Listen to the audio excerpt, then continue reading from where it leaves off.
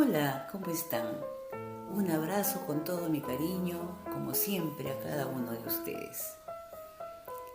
Hoy conversaremos sobre un peso pesado, hablando en términos pugilísticos, en la historia de la literatura peruana.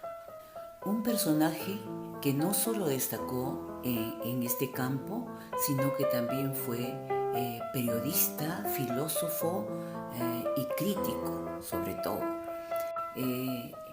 Me refiero a don José Carlos Mariátegui Lachira. Su labor periodística la inició a muy temprana edad. Fue a los 13 años, para ser exactos. Quizás se pregunten cómo, si a esa edad solemos estar en el colegio. Bueno, es que él tuvo un accidente a los 4 o 5 años, por lo cual tuvo que ser hospitalizado. Lamentablemente esta hospitalización duró mucho tiempo, impidió que continuara con sus estudios. Esta sería el origen de una anquilosis en la pierna izquierda que lo llevaría años más tarde a una amputación, ¿no? Y al uso de una silla de ruedas.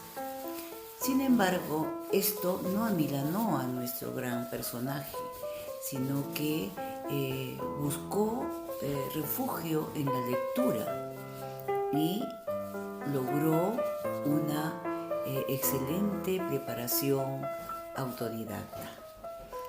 Por eso es que ingresa a trabajar pues a los 13 años en el diario La Prensa de Lima, y si bien al inicio fue solo un portapliegos, un alcanzarrejones como le llamaban, ¿no? Pronto sería linotipista y luego escritor de artículos. Ya no solo escribiría para La Prensa, donde escribió su primer artículo, sino también para otros periódicos como El Tiempo y revistas como Lulú, etc. Por los años 14 y 16 ya era conocido en el ambiente intelectual de Lima. Asistía a reuniones con otros escritores e intelectuales y allí conoció a Abraham Valdelomar en una de esas reuniones. Recordemos que en la sesión anterior hablamos sobre este también gran escritor.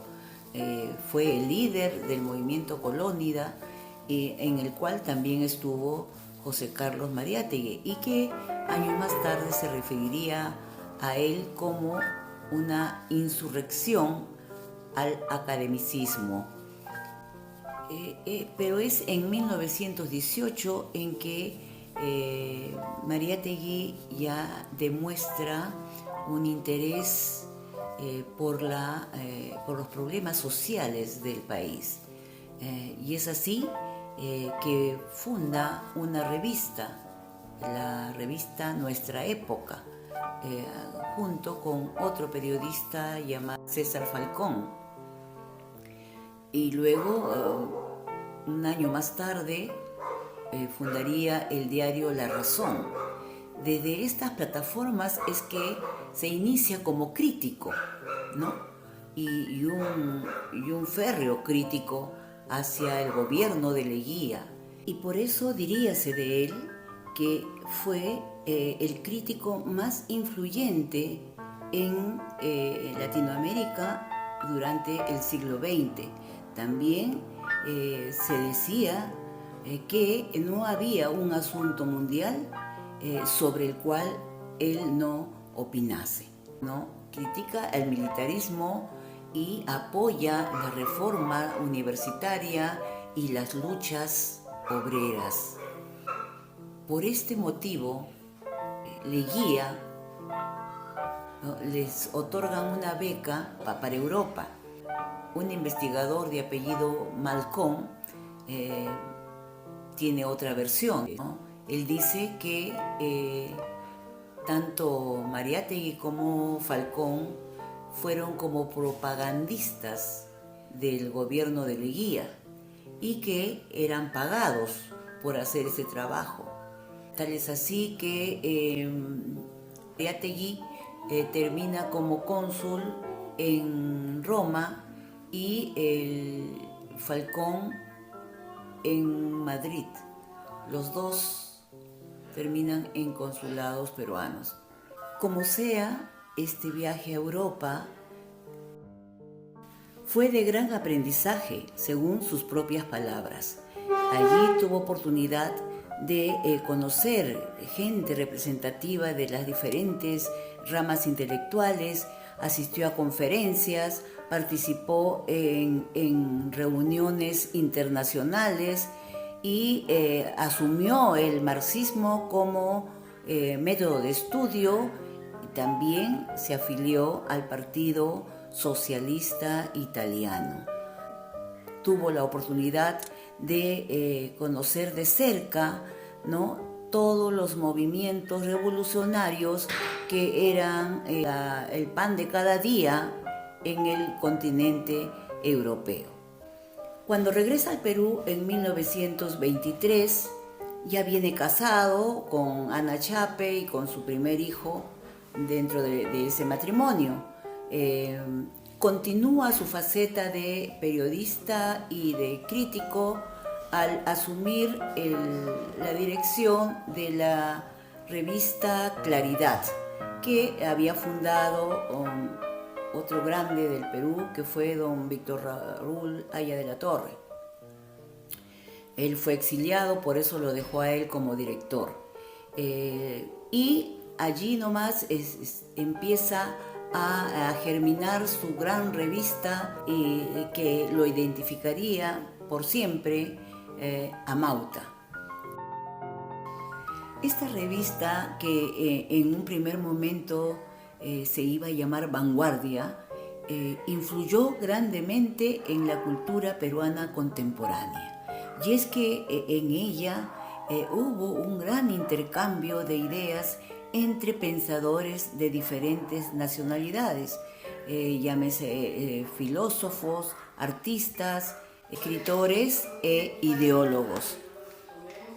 Se publica en 1926 y es editada en Minerva, editorial que fuera también fundada por él y su hermano Julio César. Se editaron 29 números de esta revista. ¿Y qué destacamos pues de ella? Que se plantean los problemas peruanos y se dan a conocer desde puntos de vista doctrinarios y científicos. En la faceta de escritor, y no es que se hayan dado separados estas facetas, sino todas se han interrelacionado.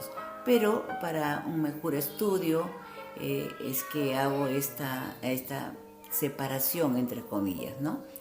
En su faceta de escritor, como les decía, su primer libro fue pues La escena contemporánea, publicada en 1925 y editada en Minerva, una editorial que fundara él también al lado de su hermano Julio César.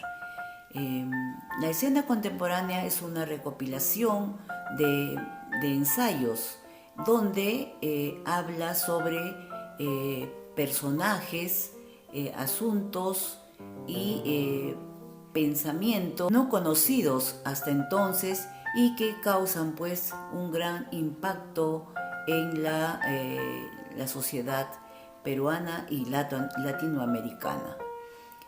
Su segunda obra y la máxima, digamos, los 7 ensayos de interpretación de la realidad peruana. Como su nombre lo indica, pues aborda la situación política, económica y cultural de nuestro país. Hace un análisis muy exhaustivo que es vigente hasta la actualidad. muchos recurrimos a este libro cuando queremos hacer una buena investigación. Se publicó en 1928 y, como hemos dicho, pues fue la obra cumbre de José Carlos Mariátegui. Paralelamente a la publicación de los 7 ensayos, él funda el Partido Socialista en el Perú y también la revista Labor.